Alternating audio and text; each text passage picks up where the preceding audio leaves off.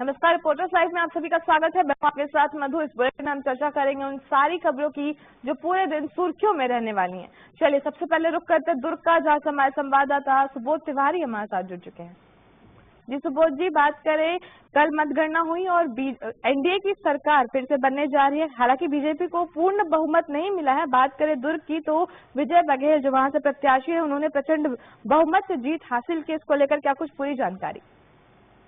देखिए मधु जी, लोकसभा चुनाव को लेकर जिस तरह से हम चर्चा करते हैं, तो जब दुर्ग की बारी आती है, दुर्ग की बात होती है, तो एक हाई प्रोफाइल इलाके के रूप में भी देखा जाता है। जी हाँ, दुर्ग के लोकसभा क्षेत्र में ऐसे 8 से 9 विधानसभा हैं जहां पिछले विधानसभा चुनाव में अगर बात करें तो पाटन की खासकर, तो वहां से भूपेश बघेल की जीत हुई थी और विजय बघेल की हार हुई थी। लेकिन जब लोकसभा चुनाव की बात करते हैं तो उसी पाटन के इलाके से विजय बघेल को सबसे ज्यादा मत मिलते हैं, वोट मिलते हैं। लोगों के द्वारा मताधिकार का प्रयोग किया जाता है और इसी तरीके से पूरे के पूरे संपूर्ण विधानसभा क्षेत्र दुर्ग लोकसभा में आने वाले में जो मतदाताओं ने वोट दिए हैं, उसमें बढ़त जो मिली थी विजय बघेल जी को, वो 4,38,226 मतों का अंतर। इतने बड़े अंतर से, यानी कि इन्होंने अपना पिछला रिकॉर्ड ही तोड़ दिया।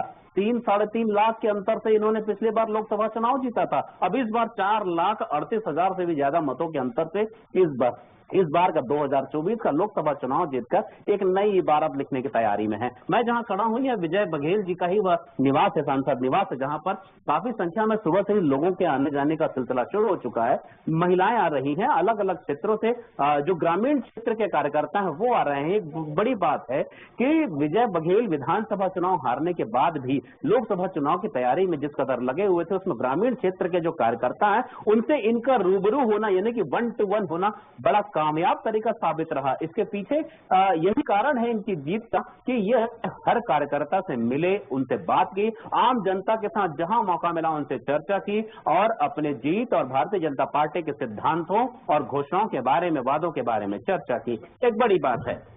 उसके बाद अगर सरोज पांडे के बारे में बात करें, जो कि दुर्ग लोकसभा क्षेत्र की रहने वाली है, हालांकि उन्होंने चुनावी जंग कोरबा से लड़ा, लेकिन उन्हें पराजय स्वीकार करना पड़ा, वहां उनकी हार हुई। और राजेंद्र साहू के बारे में बात करें तो जहां विधानसभा चुनाव में साहू जो समाज है, जो साहू समाज है, कुर्मी समाज है, उनके द्वारा अपने ही जात बिरादरी के प्रत्याशियों को ज्यादा वोट देने की बात आती है, तो वह साहू समाज का ही वोट राजेंद्र साहू को बहुत कम मिला।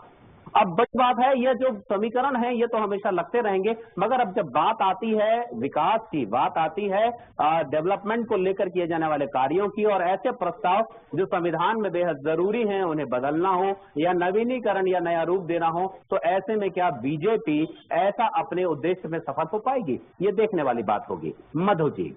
जी सुबोध जी, डबल इंजन की सरकार क्षेत्र में कितना विकास करती है तो आने वाला वक्त बताएगा। तो आप तमाम जानकारियों के लिए आपका बहुत बहुत धन्यवाद। तो बता दें, कल ही मतगणना हुई है और एनडीए की सरकार फिर से बनने जा रही है। बता दें कि बीजेपी को अपने दम पर 240 सीटें मिली हैं। वहीं बात करें छत्तीसगढ़ और मध्य प्रदेश की, तो छत्तीसगढ़ में बीजेपी को 10 सीटें मिली हैं और बात करें मध्य प्रदेश की, तो मध्य प्रदेश में 29 की 29 सीटों पर बीजेपी जीत